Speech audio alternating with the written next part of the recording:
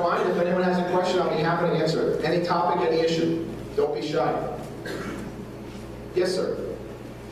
I would like to know, I have asked so many questions with the politicians in Washington.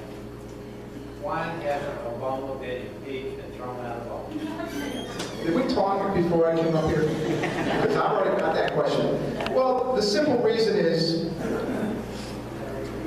well, of course, the control of the Senate by the Democrats.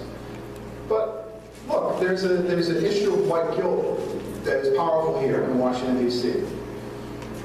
We are afraid, the members of Congress are afraid to push back on our first black president.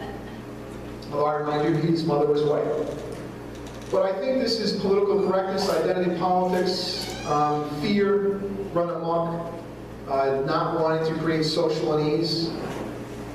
There is also a little bit of argument that he hasn't quite, and I know this is just quite stepped over that line of high crimes and misdemeanors for bringing impeachment. But I think fear is the only reasonable conclusion we can draw of why no one is pushing back on the most unconstitutional president we've had since I've been alive. I don't know, there's some examples I guess we can cite. You listen to Michael Stavish, he thinks Abraham Lincoln is the worst ever. But clearly President Obama has stepped way outside the bounds. Since my lifetime, constitutional scholars agree completely that it's gone way outside the bounds. We need someone with courage to take the first step. And it doesn't have to be impeachment, mind you. The Congress can sue the presidency if they had the courage to. Unfortunately, we haven't been putting the right people in office. That's our responsibility, right? We decide who goes to office. Those of us who don't vote, they decide implicitly by not participating. But those of us who do vote, we have to hold ourselves accountable for this. And we need to remove those who aren't doing their job properly. Yes? Why isn't Boehner strong and standing up for it? Well, he's a compromised politician. He is the establishment, right? That's where $18 trillion in debt lives. That's where unsecured borders live. That's where a failing military lives. That's where a failing education system lives. Don't forget, we had the Congress in the 2000s, and John Boehner was right up there with them. To go along, to get along, to want to be liked, to give up your principles, I don't know how a man in his position can allow America's public policy continue on the same path, because there's no reasonable person at that level of intellect, presumably, that could look at the future of America and not be concerned. And he's making no effort to really change direction. One can only assume he doesn't believe the way he talks, and he's content with the way things are going. He's getting his, and heck with everybody else. There's no real big giant answer there. These have got to be the simple human things. These are human beings. They're not any different than you and I. They have the same foibles, the same insecurities, the same desires to be liked, the same need to be on that media, the egos. All of that is at play. They're stroked and taken care of continually. And so he's just lost his place. Another question. I see Greg's here. One more. Go ahead. Yes, sir. 16th Amendment. Where do you stand on the 16th Amendment? Like maybe possibly repealing the 16th Amendment, putting something in place as far as taxation a little better than what we have today. Yeah, I'm for the fair tax personally. We have the Constitutional Conventions revving up around the country.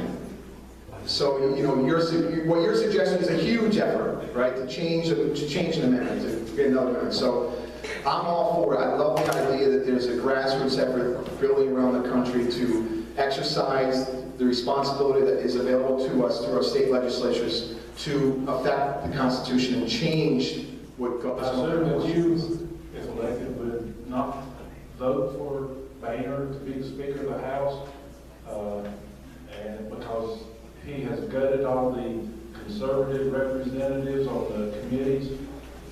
Is that my assumption? Yes, I will not vote for John Boehner for Speaker of the House. In fact, I would like to vote for someone who's not in Congress more than 10 years for Speaker of the House. I'd like to get a fresh face. Why can't a rookie person be Speaker of the House? I mean, the whole thing has to change, right? We have to get more right-minded people in Congress to push back on the wrong-minded people within our own party. Don't forget, don't shy away. We have a fight going on in the Republican Party.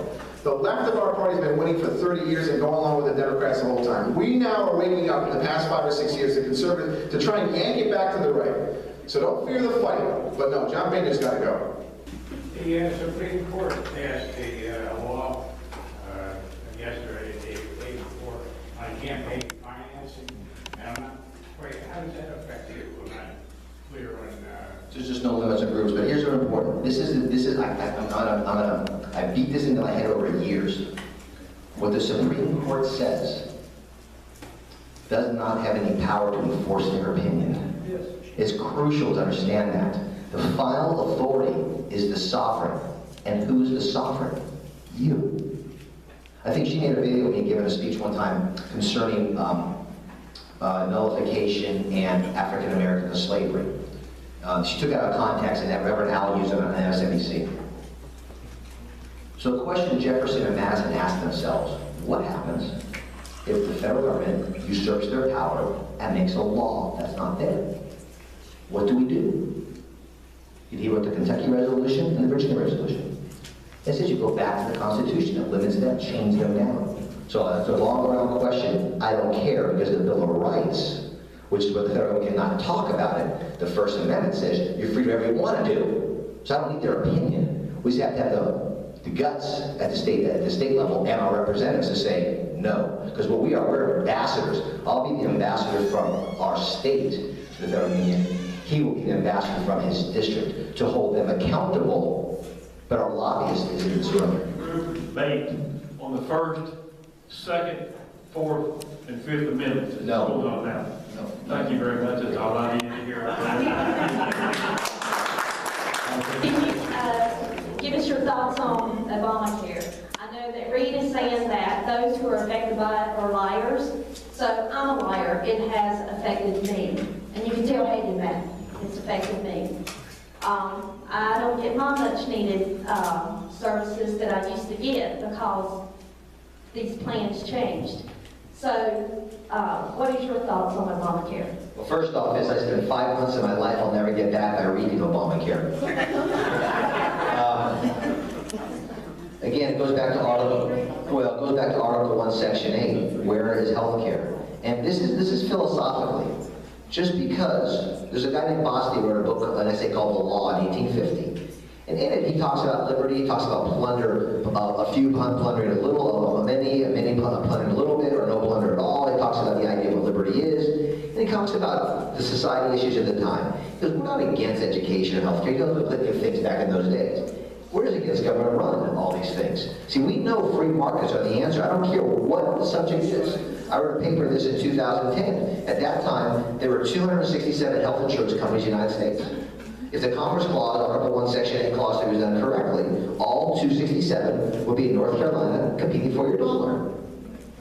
Then what happens? Prices go down, quality goes up. In this state, if all of us want to open a hospital next door to another hospital, we have to go to the assembly and ask their opinion and their approval when they have lobbyists saying yes or no.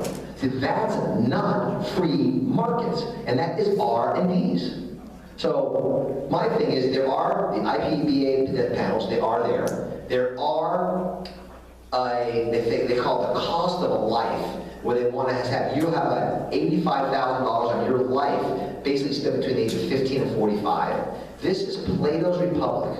Plato divided the Republic into 3 classes of people. You had the producers, which are interchangeable. You had the auxiliary, which is the military kept in power, and kept the guardians in charge. And out of the guardians came the philosopher king, who made the laws and lived outside the laws. Our founder said, what if we had a whole society based upon guardian kings?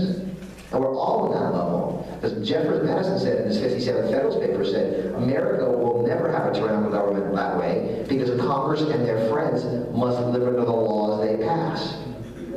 So I don't want to do what Mr. Tillis wants by fixing this health care. There's nothing good in Obamacare. Period. Position on border security, deportation of illegal aliens, anchor babies, and amnesty. Okay. Me being crazy again, I wanted to know what our founders thought what natural border meant. First off, Article 4, Section 4 of the Constitution, the federal functions to protect sovereign borders. Not a debate. There it is, black and white, number 1. Yeah, but they're not protected. That's why you right, get him and get me, okay? That's what I want. Okay, so America was built on legal immigration. Whoever the chamber backs, check that person out really closely, okay? All right?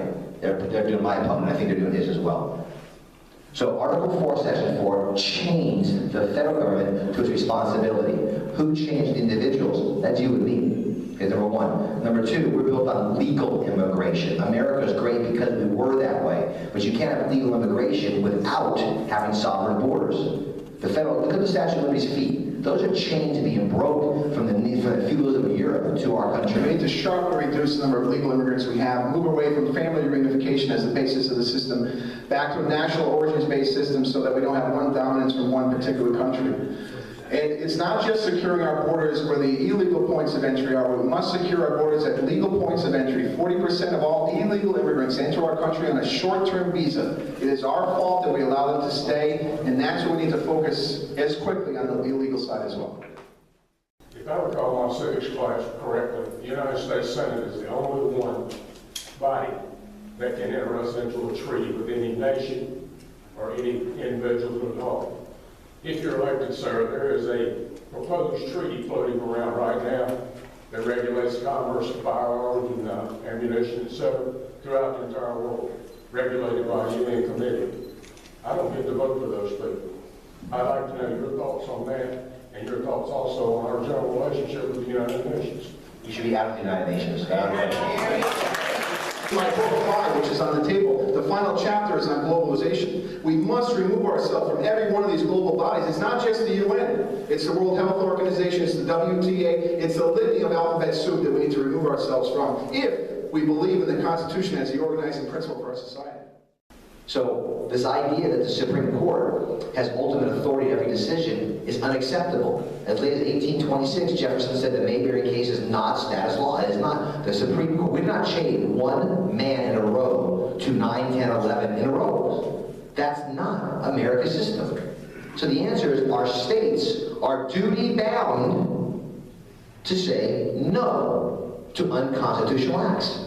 This would have been phenomenal, expressing myself between Mr. Tillis. Mr. Tillis said nullification is the election of Romney. That's not nullification.